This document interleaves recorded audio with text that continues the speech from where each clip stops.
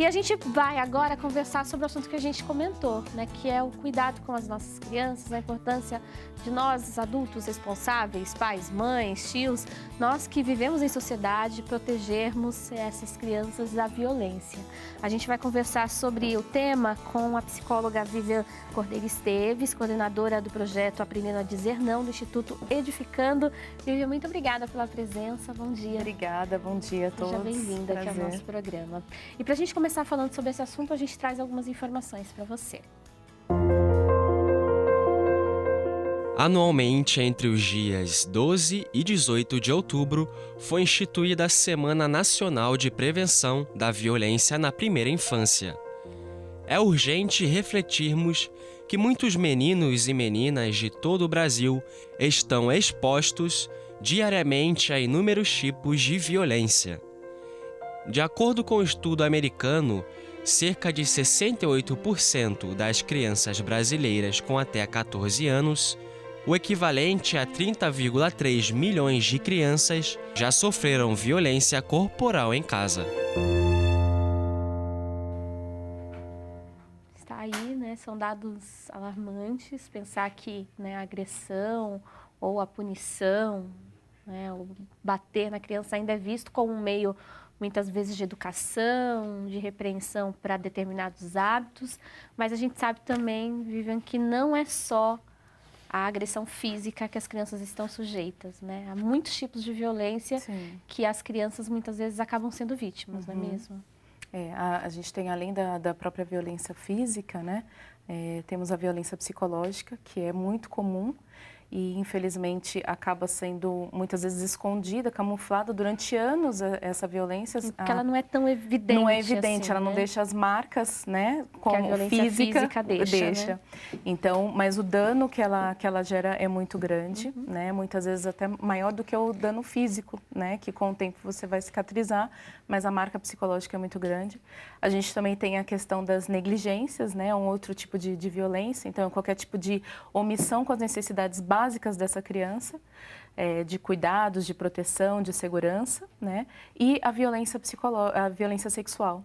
Que é um problema gigantesco, uma epidemia no nosso país, inclusive, né? Exatamente. Os dados que apontam o abuso sexual de crianças e adolescentes, eles são extremamente alarmantes.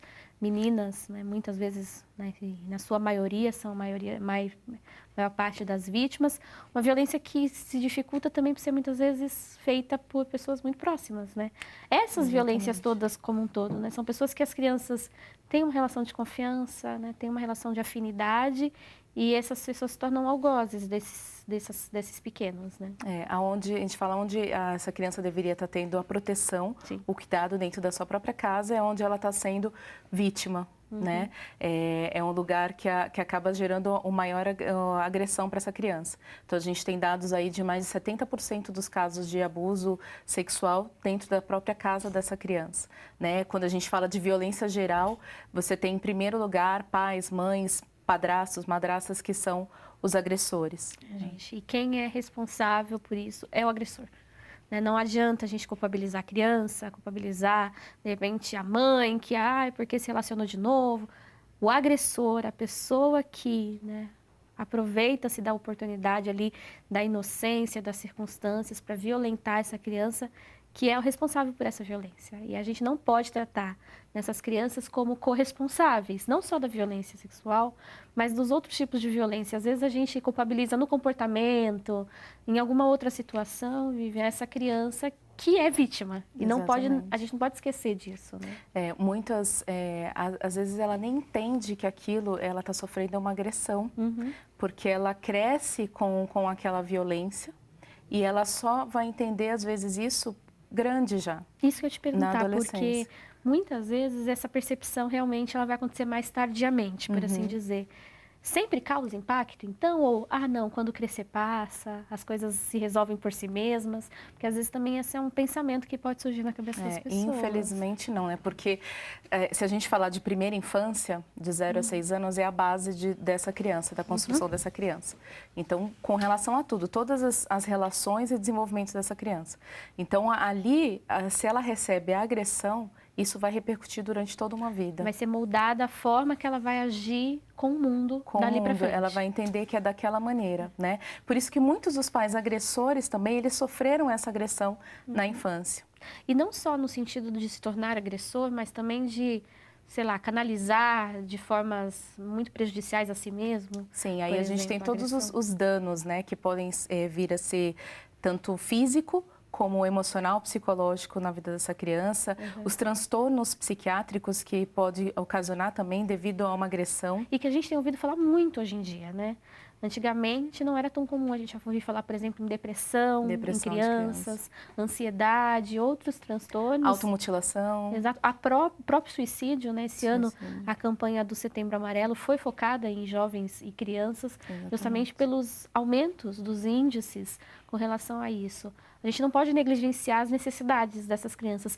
Quais seriam essas necessidades que não podem ser negligenciadas?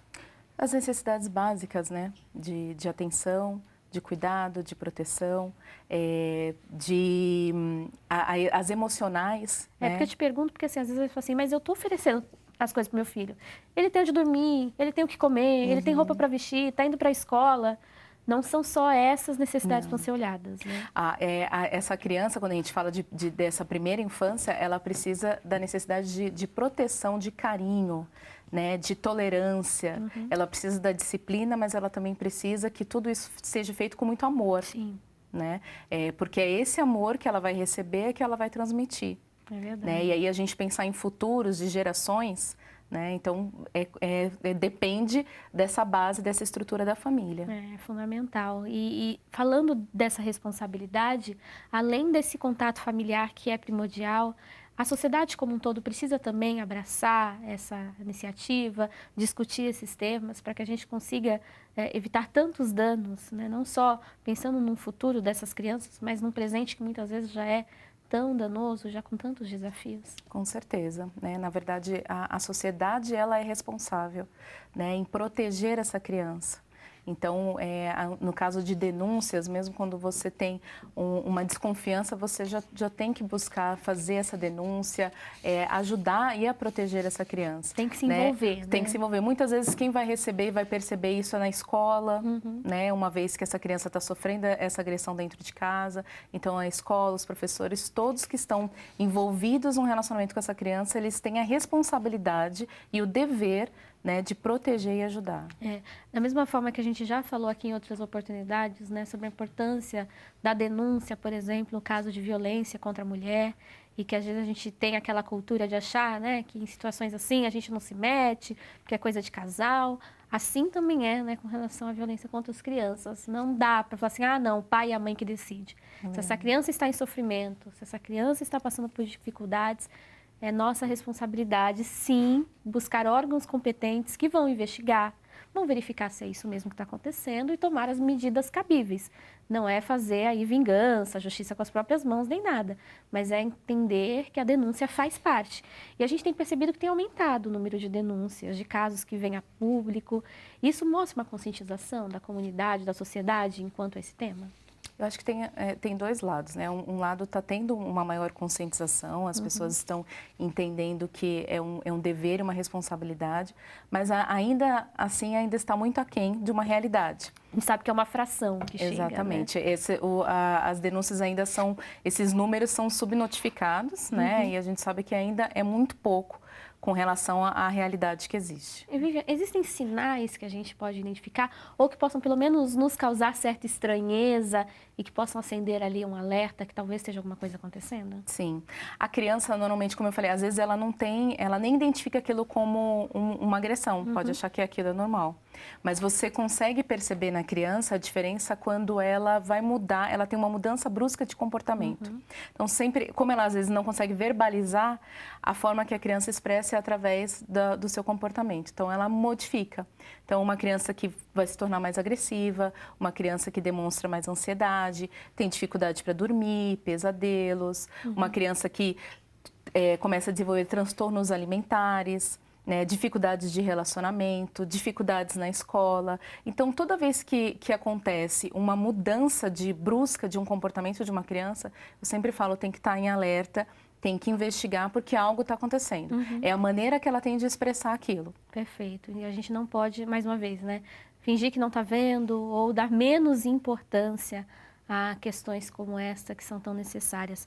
Por isso que, para a gente encerrar esse bate-papo, acho que é importante a gente fortalecer mais uma vez a relevância, né, e a importância da denúncia, né, de você buscar órgãos competentes para olharem por essas crianças que muitas vezes são vítimas de violência, né? Sim, com certeza. Hoje a gente tem, através do Disque 100, né, você pode fazer uma denúncia anônima, o Conselho Tutelar, via Polícia Militar, os estados que têm a Delegacia da Criança e do Adolescente buscar também, ou via o próprio Ministério Público.